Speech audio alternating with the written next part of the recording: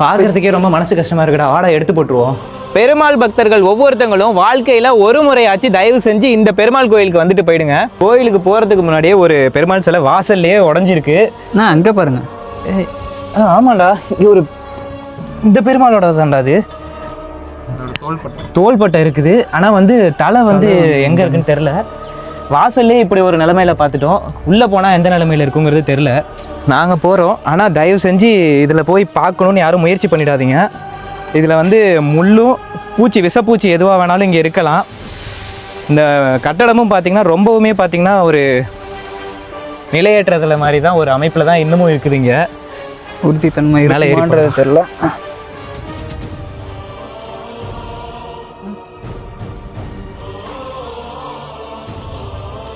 மேலே ஏறி வந்ததுமே பார்த்தீங்கன்னாங்க கருவறைக்கு முன்னாடியே 1 இங்கே 2 3 குழி அமைச்சிருக்காங்க. இது ஒருவேளை சுரங்கப்பாதையாக இருக்குமான்னு தெரியல. நான் வேணா இறங்கி பார்க்குமா? எப்படி ஏறுவதற்கு மேலே இது என்ன ஆழமாக இருக்குது? ஏனிலாம் எதுவுமே இல்லைண்ணா. இது ஏற முடியாது. நம்ம நேராக போய் கருவறை உள்ள போய் பார்த்துருவோம் சாமி இருந்த இடத்த. என்னண்ணா நாடுது? என்ன ஒரு துர்நாற்றம் அடிக்குது. ஒரு காலத்தில் சாமி இருந்த இடத்துல இப்போ வந்து சடலம் கிடக்குது. நாய் சக்தி எலும்பு உள்ள மக்கி அந்த அளவுக்கு வாட வந்துக்கிறா கருவறைக்குள்ளே அப்படின்னு சொன்னாங்க. பார்க்கறதுக்கே ரொம்ப மனசு கஷ்டமா இருக்குடா. வாடா எடுத்து போட்டுருவோம். இறங்குடா. பார்க்கறதுக்கே ரொம்ப மனசு கஷ்டமா இருக்குங்க. எடுத்து அகற்றிடுவோம். ரொம்ப துர்நாற்றம் அடிக்குதுங்க. சடலமும் பார்த்தீங்கன்னா ரொம்ப வந்து இதுவாக இருக்குது. எத்தனை நாள் இதே இடத்துல இருக்குன்னு தெரில. இனி வந்து பார்க்குறவங்களுக்கு துர்நாற்றம் அடிக்கக்கூடாதுங்கிற ஒரு காரணத்துக்காக தான் இருக்கேன்.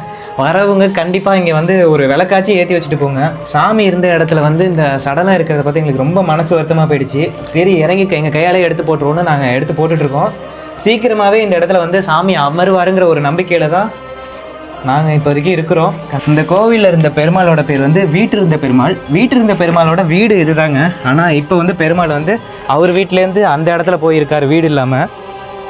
இந்த காணொலியை பார்க்குற நீங்கள் முடிஞ்சால் ஒரு ஷேர் பண்ணுங்கள். முடிஞ்சால் இங்கே வந்து பார்த்துட்டு போங்க ஒரு டைம் ஆச்சு.